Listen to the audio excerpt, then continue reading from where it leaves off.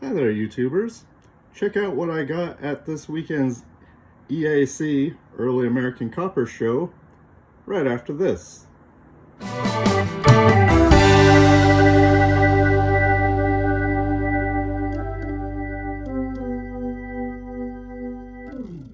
Alright, so this weekend was a treat as the Early American Copper Show was in Portland for the weekend. And the Early American Copper Club obviously specializes in early American copper coins. They have other things, but a lot of half cents, large cents, and colonials. So I'll start with this. It's a large cent. It was obviously hold at one point, but one of the dealers strikes them with EAC in the year for those who attend. So I thought that was pretty nice. I did pick up a couple of Hard Times tokens. This one is a Gillian C. Verplank, our next governor. And the reverse says, a faithful friend of our country. So there are two of these, almost identical. The other one has William Seward. And of course, Seward is more famous for when he was Secretary of State, or he was in the cabinet, I think, of Lincoln and Ulysses Grant, and he later purchased Alaska. But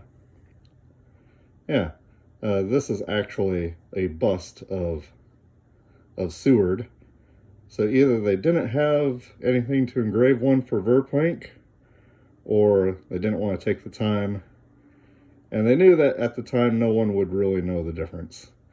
Verplank was a former U.S. representative who joined the Whig Party, but his popularity waned, and he'd be pretty much unknown if not for this token. It is fairly rare for Hard Times, so it's one of the political ones, and I picked it up. I also got this. I've been looking for one of these for a while. There's a couple styles. So it's dated 1837. It's just got a Liberty head and stars. And then, of course, it's got the millions for defense. Not 1 cent for tribute. The 1 cent being centered, so it looks a lot like a regular large cent. And of course, this one with just the Liberty and stars made it very difficult to distinguish it from a distance. Without looking at it. If you just pulled it from your pocket, it's like, yeah, that's a cent. So this is actually the style that made the government really consider outlawing them altogether. I also purchased, this one's for myself. This is an elongated dime from the Columbia Exposition of 1893. You'll see cents and dimes and nickels elongated. This had been a seated Liberty dime, 1888. So I got that for my own collection. And then for our coin club raffles, I bought the actual cent. So Columbia 1893 Exposition. And then this, don't know if you'll be able to see it, but it is a 1892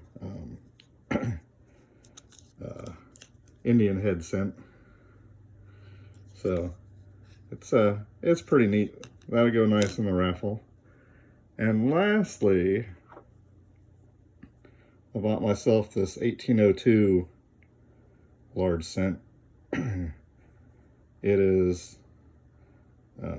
very fine, and it pretty much was my entire budget for this show, but I ended up buying those others too, so I went over budget, but it's a nice example, and now we're going to put it in my typeset book.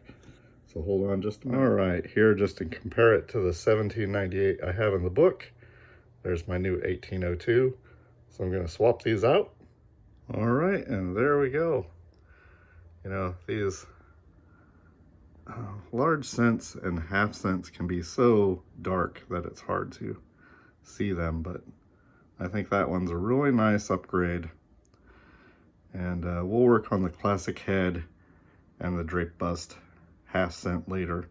I could have upgraded all of them slightly, but decided to take a more major upgrade on that one, and I'll work on the other two. And then we'll work on some of these others. But now that I've done that, I can put this 1798 in my Dansko album. So hold on. All right, so here's my Dansko album.